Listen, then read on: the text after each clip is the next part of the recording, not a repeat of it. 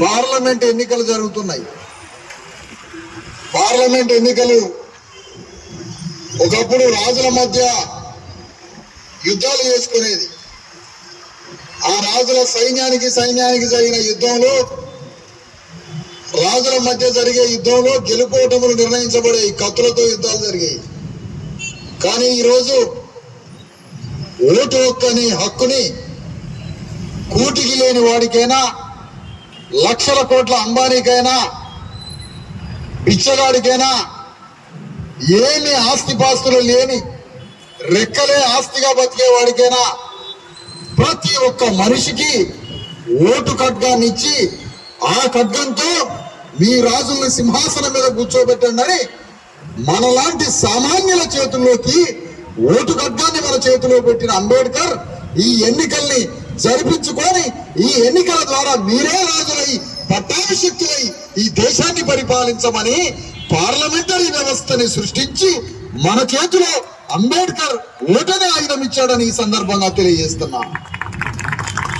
అదే కాదు, భారత రాజ్యాంగం ప్రకారం ఈ ఎన్నికల్లో ఎన్ని వేల కోట్ల ఆస్తులున్న వాడి మీదైనా యుద్ధం ప్రకటించి సామాన్యుడైన రాజకీయాల్లో పాల్గొని యుద్ధం చేసి రాజులు కావచ్చు అని అంబేద్కర్ మనందరికీ అవకాశం ఇవ్వబట్టి ఈ రోజు పేదలైనటువంటి కోట్ల మంది బీసీ ఎస్సీ ఎస్టీలు తమకి తామే ఈ దేశాన్ని పరిపాలించే అధికారం తమ చేతికి రావాలని కడుపేదలైన బీసీ ఎస్సీ ఎస్టీలం అందరం కలిసి ధర్మ సమాజ్ పార్టీ అనే ఒక రాజకీయ పార్టీని పెట్టుకొని ఆ పార్టీ ద్వారా కడు పేదవాడైనటువంటి రాకేష్ కి మహబూబ్ నగర్ పార్లమెంటు టికెట్ ని ఆయన కల్పించి ఈ అగ్రకుల రెడ్డి రావుల మీద యుద్ధం ప్రకటించడానికి తెలంగాణ గడ్డ మీద ధర్మ సమాజ్ పార్టీ పురుడు పోసుకుందని మీ అందరికీ తెలియజేస్తా ఉన్నా.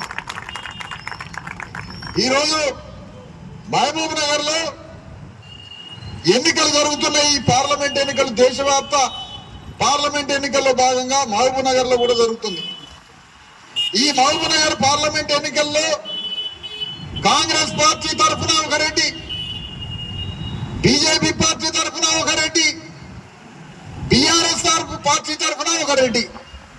పోనీ ఈ రెట్ల ఉన్న పేద రెట్ల కాదు, వేల కోట్ల రూపాయల, వేల ఎకరాల, వందల ఎకరాల భూములున్న ఒక పెద్ద ఆధిపత్య రెడ్లు.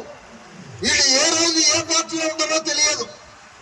వీళ్ళే రాజకీయాల్ని, మహబూబ్ నగర్ లో ఉన్న భూమిని, మహబూబ్ నగర్ జిల్లాలో ఉన్నటువంటి రాజకీయ ఆస్తుల్ని, భూముల్ని, సంపదని, మనుషుల్ని అందరినీ నియంత్రించి మన మీద పెత్తనం చేస్తున్నటువంటి ఈ రెడ్లు ఈరోజు పార్లమెంట్ ఎన్నికల్లో కూడా జొరబడి ఈ పేదలందరి ఓట్లని కొనుగోలు చేసి మనకి 150 రూపాయలు బ్రాండ్ సీసాలు, క్వార్టర్ సీసాలు ఇచ్చి మన ఓట్లని దొంగతనం చేసి ఇక్కడ నుండి పార్లమెంటులోకి పోయి అక్కడ ఎంపీగా పార్లమెంటులో కూర్చొని మళ్ళా ఈ రెట్ల వేల కోట్ల రూపాయల ఆస్తుల్ని పెంచుకొని వీళ్ళ రాజకీయ అధికారాన్ని పెంచుకొని మన మీద పెత్తనం చెలాయించడానికి మళ్ళీ అంబేద్కర్ ఇచ్చినటువంటి ఈ అవకాశాన్ని వాళ్ళు మనకి రాకుండా మళ్ళీ మనకి అడ్డం మాటలు చెప్పి, మాయ మాటలు చెప్పి మనందరినీ దోచుకోవడానికి ఎన్నికల్లో పోటీ చేస్తా ఉన్నారు.